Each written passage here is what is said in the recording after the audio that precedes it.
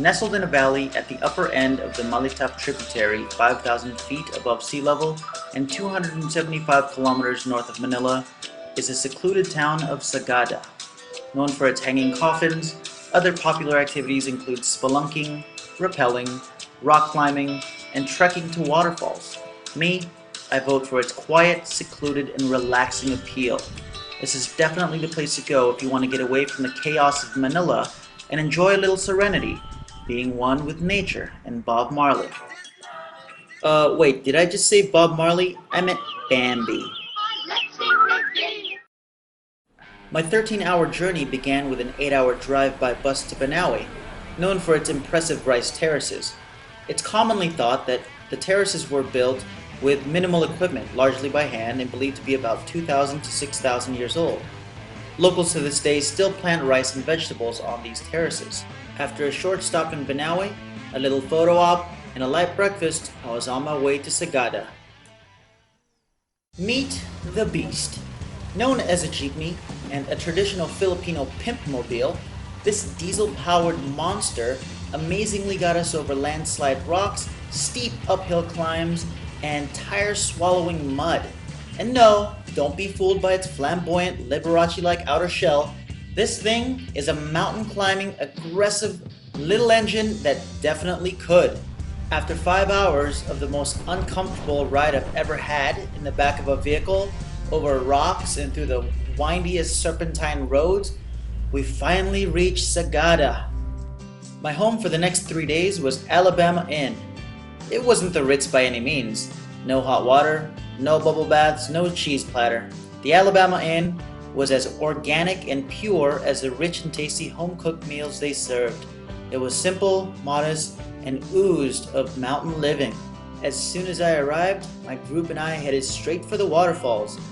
After an hour hike through the most peaceful, calming, and beautiful rice terraces, we found ourselves at the base of a majestic waterfall. That smell that you just can't find anywhere else except for the Philippines. It's just beautiful. And I can't believe it. Sometimes when you go off by yourself, you find some cool treasures. So was it worth the blisters and heat to get there? Absolutely. This shot was taken super early the next morning as we were trying to capture the sunrise above the sea of clouds. Well, looks like the sea of clouds attended the party, but the sun was a little camera shy that day. So next on my bucket list, surviving the ride back into town while riding on a roof of the Beast. Say hi. Hi. What are we doing right now? We're trying not to fall off. We're riding on top of a truck. And it's legal here. Oh look, some animals. What are they? Look at that. This is a great safari. This is what happens when you don't have a camera crew. You have to hold the camera out yourself while holding for your dear life. There's no English.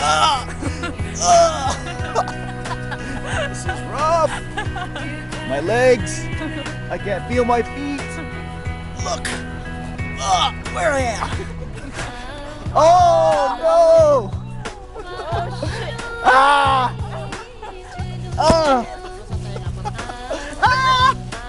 God.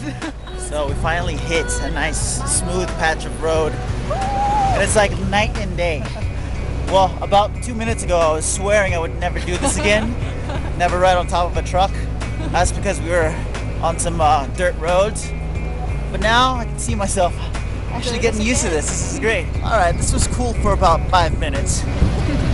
But I can't feel my butt. How often do you get to see that?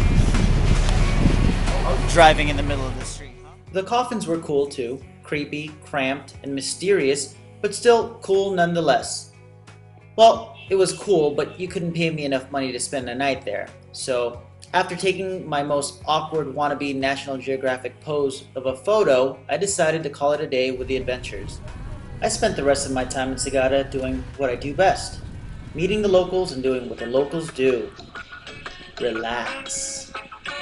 To me, Sagada is a place to escape. It's a place still unique, preserved, and untainted by commercial tourism. I think it's because you literally have to sacrifice your spine just to get there. The food in Sagada was the most fresh, flavorful, colorful, and satisfying that I've had so far in the Philippines. And although the ride back was worse than the ride to Sagada, I would definitely come back. So if you're looking for an adventure off the beaten path, make sure you find your way to Sagada. I'm Angelito Felix. There's so much more to this beautiful country that I've yet to see, experience, and taste. So stay tuned till my next adventure.